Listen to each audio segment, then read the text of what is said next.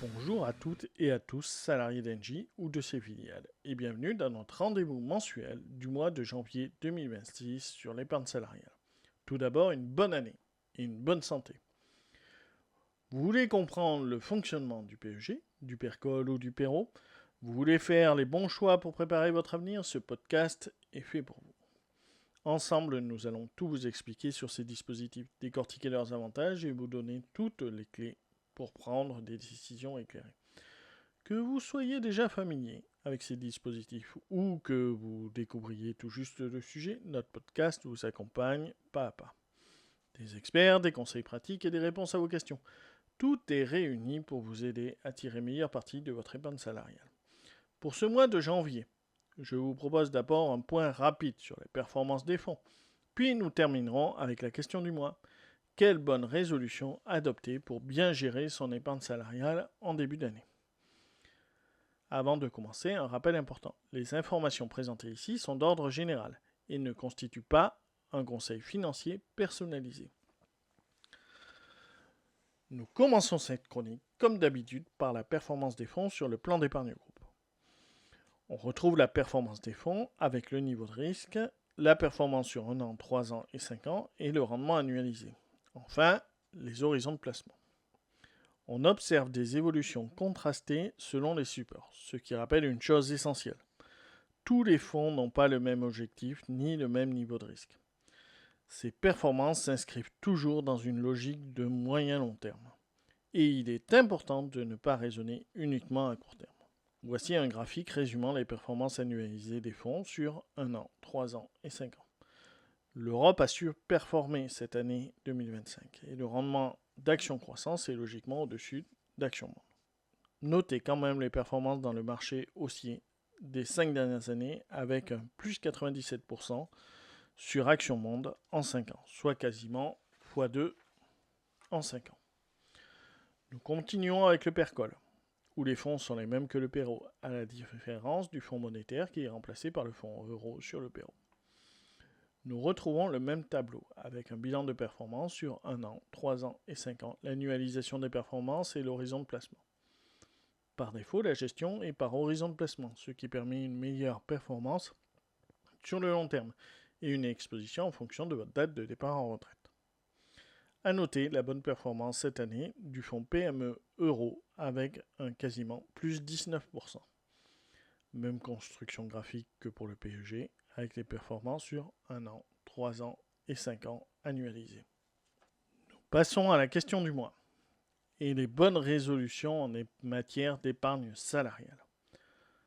Le début d'année est toujours un moment particulier. C'est une période où l'on fait le bilan de l'année écoulée et où l'on prend de nouvelles résolutions. L'épargne salariale n'échappe pas à cette logique et c'est souvent le bon moment pour se poser les bonnes questions et ajuster ses choix.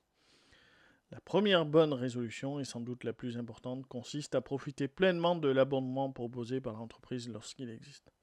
L'abondement est un mécanisme particulièrement avantageux car il permet d'augmenter immédiatement l'épargne constituée. Concrètement, pour un versement réalisé par le salarié, l'entreprise ajoute un complément.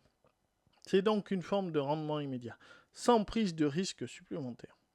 Dans un contexte où l'effort d'épargne peut parfois sembler contraignant, l'abondement constitue un levier puissant pour faire croître son épargne plus rapidement lorsqu'on est salarié d'une entreprise. Il est essentiel de s'informer sur les modalités de cet abondement et de vérifier si l'on peut en bénéficier.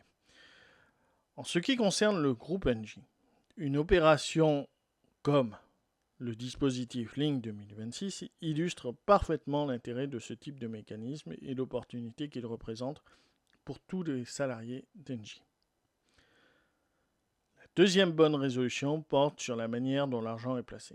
Il ne suffit pas de placer son temps épargne, encore faut-il le faire de manière cohérente avec son horizon de placement.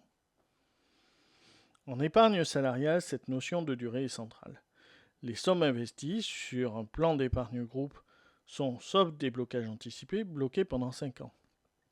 Sur un PERCOL, l'épargne est en principe destinée à être utilisée au moment du départ à la retraite. Cela signifie que l'on s'inscrit dans une logique de long terme. Dès lors, il est important de se poser une question simple. Ai-je un besoin prévisible de cet argent à court ou moyen terme? Si l'on sait que l'on aura un événement particulier, ouvrant droit à un déblocage anticipé, comme un mariage, une naissance, l'achat de sa résidence principale ou un départ à la retraite, le choix de support peut être différent. En revanche, si aucun de ces événements n'est envisagé, il est généralement plus pertinent de s'orienter vers des fonds dont l'objectif est clairement positionné sur un horizon supérieur à 5 ans. Cela peut se traduire par des choix différents selon le profil de chacun. Certains préféreront des supports plus sécurisés, comme les fonds de type EG-épargne 2, tandis que d'autres accepteront davantage de fluctuations à court terme, en contrepartie d'un potentiel de performance plus élevé, avec des fonds orientés croissance ou action monde. L'essentiel est de faire correspondre la nature des supports choisis avec la durée pendant laquelle l'épargne est immobilisée et avec sa propre sensibilité au risque. En résumé, ces bonnes résolutions reposent sur deux principes simples mais essentiels. Tirer parti des dispositifs avantageux mis en place par l'entreprise et donner du sens à ses choix de placement en respectant son horizon de temps. Ce sont ces réflexions menées régulièrement qui permettent de construire une épargne salariale plus efficace et plus sereine sur le long terme. Merci d'avoir suivi cette vidéo.